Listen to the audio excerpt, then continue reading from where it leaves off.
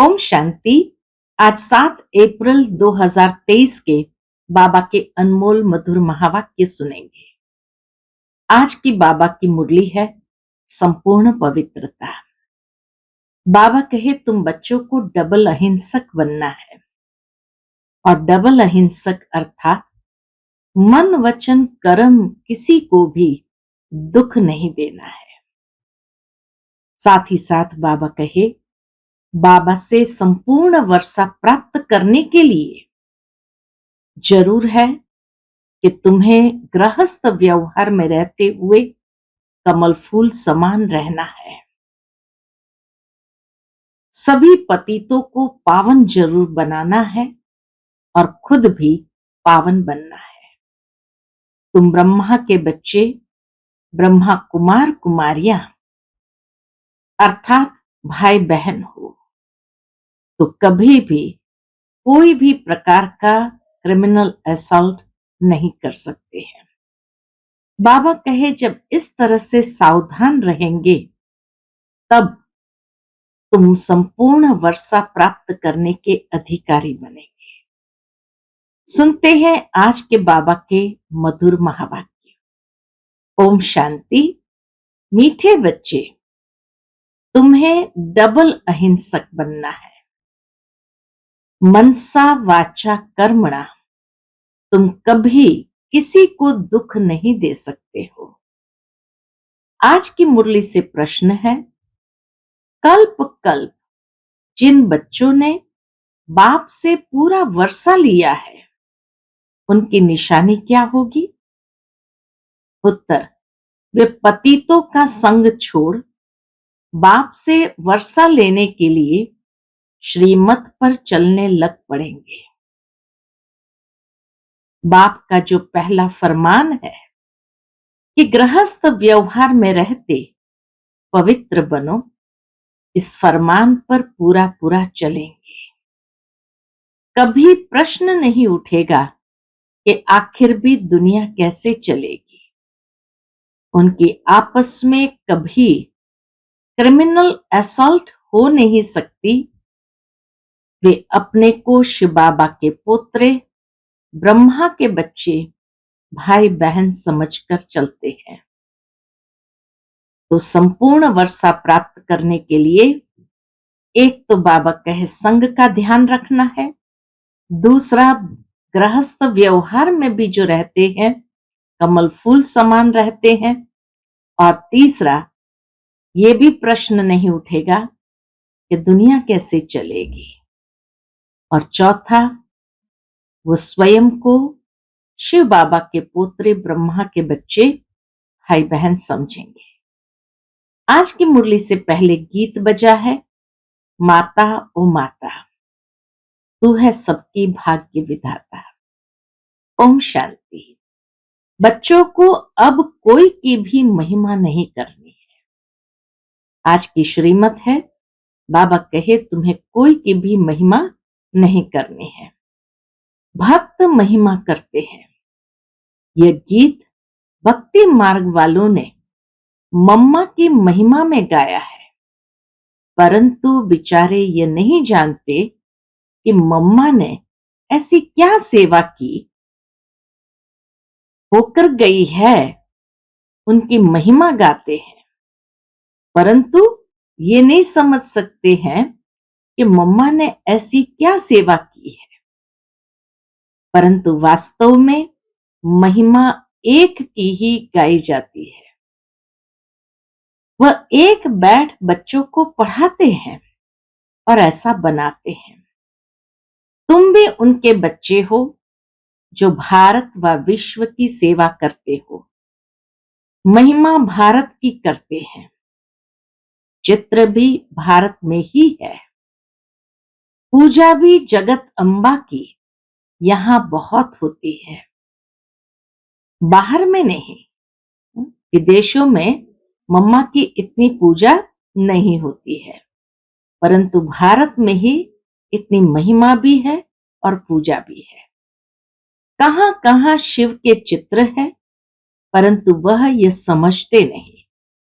कह देते हैं शिव शक्ति है, इसीलिए शिव का चित्र रखते हैं, परंतु फिर भी बाबा कहे समझते नहीं। वास्तव में महिमा है शिव की, एक परमात्मा की ही महिमा है।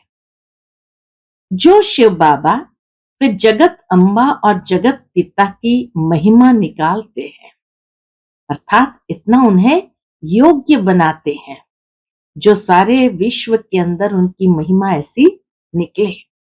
बाबा से ही सबको श्रीमत मिलती है। दिलवाड़ा मंदिर में सबके चित्र नहीं है। बच्चे तो ढेर है, तुम सब बच्चे राजयोग सीख रहे हो। चित्र तो थोड़े के ही निकालेंगे। जो पास विथ ऑनर होते हैं उनके ही चित्र निकालेंगे, बाकी सबके थोड़ी चित्र निकालेंगे। तुम जानते हो बाबा हमको स्वर्ग का मालिक बनाते हैं। शिव बाबा इनमें बैठा है। कल्प पहले भी ऐसे ही परम पिता परमात्मा ने हमको राजयोग सिखाया था। अब प्रैक्टिकल बुद्धि से लगता है, जब दूसरे सुनते हैं तो कोई कहते हैं बिल्कुल ठीक बात है, कोई कहते हैं हम कैसे माने। एक जैसे सब नहीं है। जब कोई नए आते हैं तो प्रश्न पूछा जाता है, गॉड फादर का नाम कब सुना है? कब भगवान का नाम सुना है? ऐसा कोई मनुष्य नहीं होगा जो कहे कि हम गॉड फादर को याद नहीं करते। ऐसा कोई भी मनुष्य नहीं होगा जो कहे कि हम गॉड फादर को याद नहीं करते हैं, क्योंकि अभी सब दुखी है। इसीलिए परमात्मा को याद जरूर करते हैं। सतयुग में ऐसा कोई नहीं कहेंगे कि पतित पावन आओ। बाबा कहे सतयुग में ऐसा कोई नहीं कहेगा कि पतित पावन आओ। दुख में सिमरण सब करते हैं, सुख में सिमरे न कोई। यही कहा हुआ है, दुख में सिमरण सब करते हैं, सुख में सिमरे न कोई। दुख में सिमरण किसका करते हैं? एक का। बल सिमरण करते हैं परंतु जानते नहीं, सिर्फ महिमा करते हैं। यहां तो है सारी धर्म की बात। यहां तो है सारी धर्म की बात। गाया जाता है रिलीजन इज माइट। कौन से रिलीजन में इतनी माइट है? सभी रिलीजन में तो इतनी माइट नहीं है। बाबा कहे सभी रिलीजन में तो इतनी माइट नहीं है। बाप आकर एक देवी देवता धर्म स्थापन करते हैं। बाबा को कहा जाता है ऑलमाइटी। तो जो धर्म स्थापन करते हैं उसमें भी माइट है।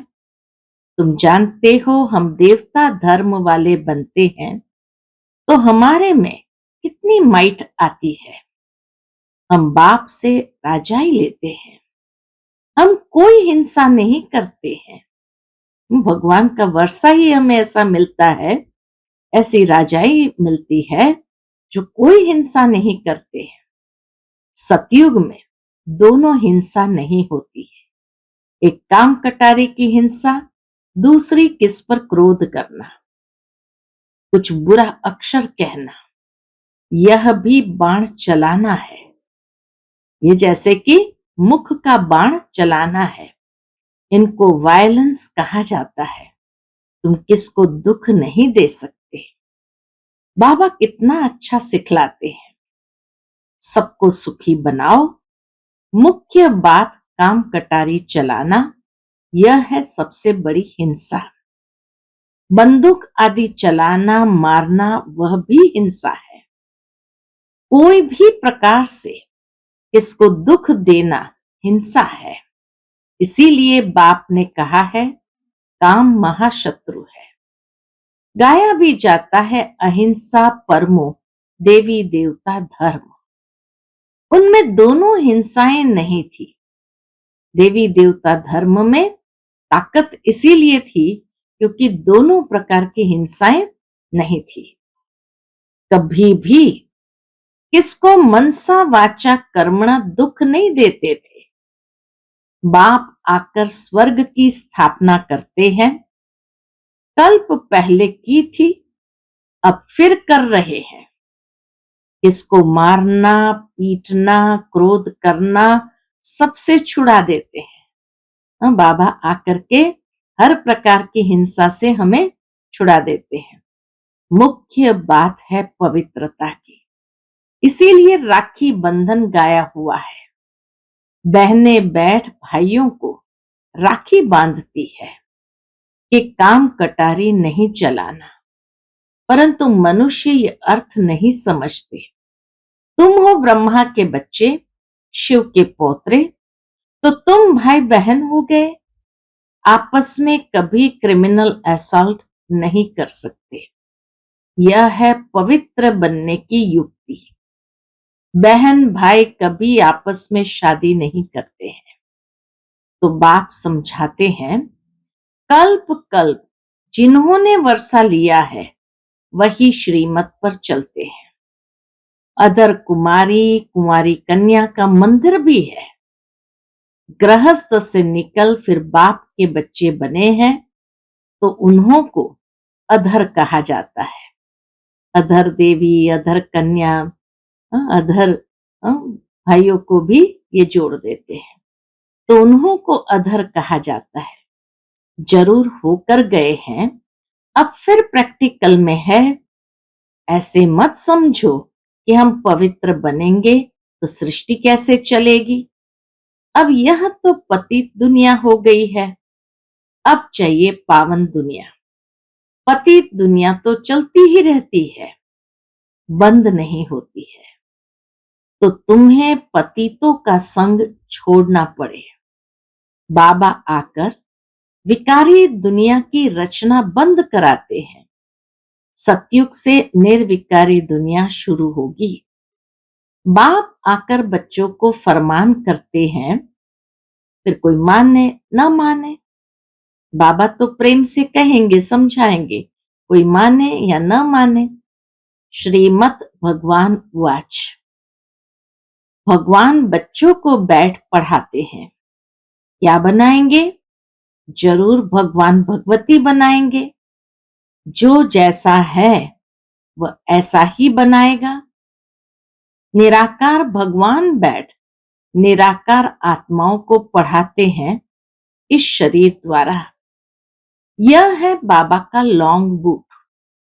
बाबा को शरीर तो चाहिए ना।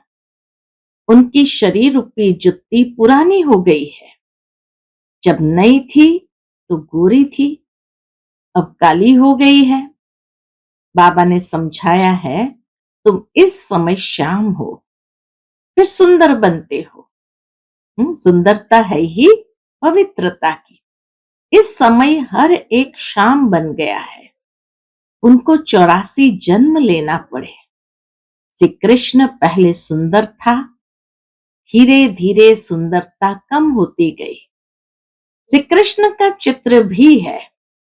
नर्क को लात मार रहे हैं और हाथ में स्वर्ग है। कहते हैं मैं स्वर्ग में सुंदर था और नर्क में शाम हूं तो लात मारता हूं। जो भी सूर्यवंशी घराने के हैं वह सब सुंदर थे। पूरा सूर्यवंशी घराना ही सुंदर था। सारी डिनास्टी राज्य करती थी। अब सभी काले बन गए हैं, इसलिए श्याम सुंदर नाम चला आता है। श्री कृष्ण की आत्मा ही पहले जन्म लेती है। श्री कृष्ण के साथ सारी राजधानी भी है। सभी पुरुषार्थ कर रहे हैं फिर से गोरा बनने का। कहते हैं काली दह में सर्प ने डसा। काली दह में सर्प ने डसा, वह भी अभी की बात है। माया सबको डसती रहती है। माया ने सबको काला बना दिया है। बाप फिर से गोरा बनाते हैं। स्वर्ग में ऐसा होगा नहीं, वहां कोई काली दह का सर्प किसी को डसता नहीं। तो बाबा कहे स्वर्ग में ऐसा होगा नहीं। वहां 21 जन्म सदा सुखी रहते हैं।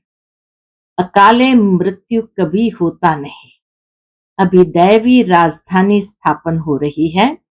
बाप आकर सबको राज्य भाग्य देते हैं और कोई धर्म स्थापन करने वाले राज्य भाग्य नहीं दे सकते।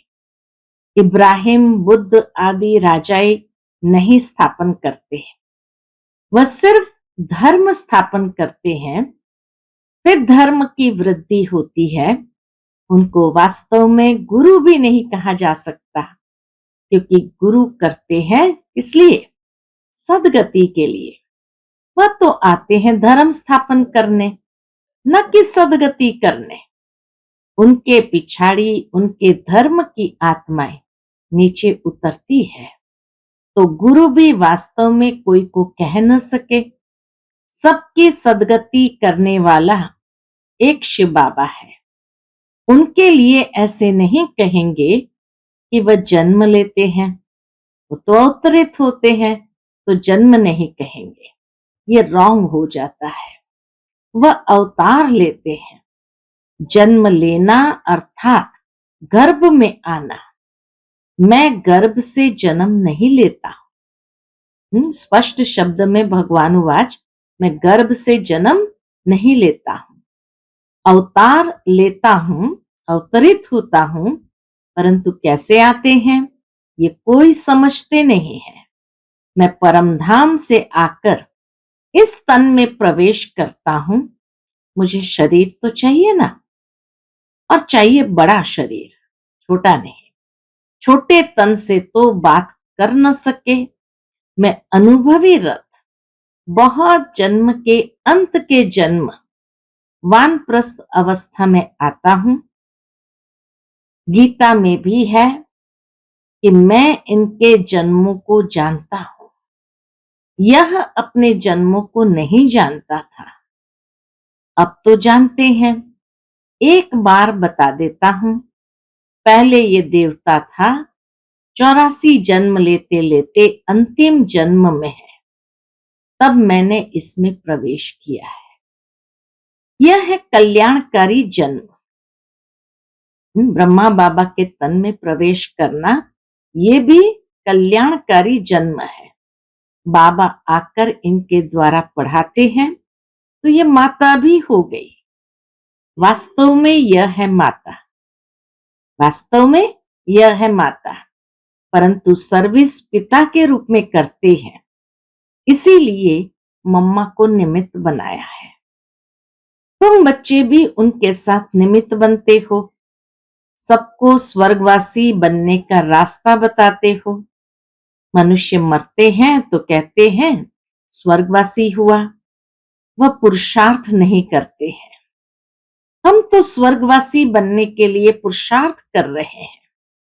सतयुग में लक्ष्मी नारायण थे, उन्हों को स्वर्ग का मालिक बनाने वाला कौन? जरूर नहीं थे, तब बनाया। हाँ, जरूर वो स्वर्ग का मालिक लक्ष्मी नारायण नहीं थे, तब तो आकर के बनाया। इसमें तकलीफ की कोई बात नहीं है।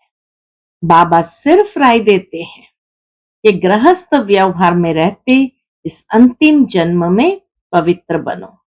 अब पुरानी दुनिया का विनाश होना है।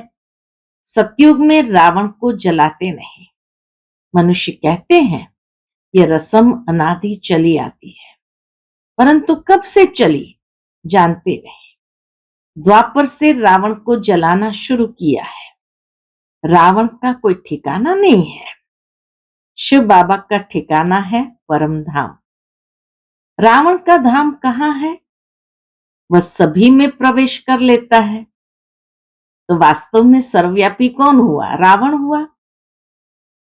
बाबा कहे वह सभी में प्रवेश कर लेता है, कोई एक ठिकाना नहीं है। जब रावण राज्य पूरा होगा, सभी पावन बन जाएंगे, फिर रावण का नाम निशान भी नहीं होगा। राम और रावण दो चीजें हैं। राम स्वर्ग स्थापन करते, रावण दुखी बनाते। मैं कोई सर्वव्यापी नहीं हूं। वास्तव में सर्वव्यापी रावण है। बाबा कोई सर्वव्यापी नहीं है। रावण सर्वव्यापी है, फिर मैं आकर इन भूतों को निकालता हूं। यह भूत ही सभी को दुख देते हैं। इन भूतों पर विजय पहनाकर स्वर्ग का मालिक बनाता हूं। तुम बच्चे सभी स्वर्गवासी बनने के लिए पुरुषार्थ कर रहे हो। वह लोग कहते हैं स्वर्गवासी हुआ तो फिर रोते क्यों है? बाबा कहे पूछो उनको, फिर रोते क्यों हो? वहां तो वैभव ही वैभव है। मनुष्य को स्वर्ग ही याद पड़ता है, परंतु पुनर्जन्म फिर भी नर्क में ही लेते हैं। तुम जब सतयुग में हो तो पुनर्जन्म सतयुग में ही मिलता है। अब नर्क बदल स्वर्ग आने वाला है। दुख की दुनिया बदल सुख की दुनिया आने वाली है। अब सर्व का सदगति दाता आया है, इसलिए सबको सुखी करने लिए।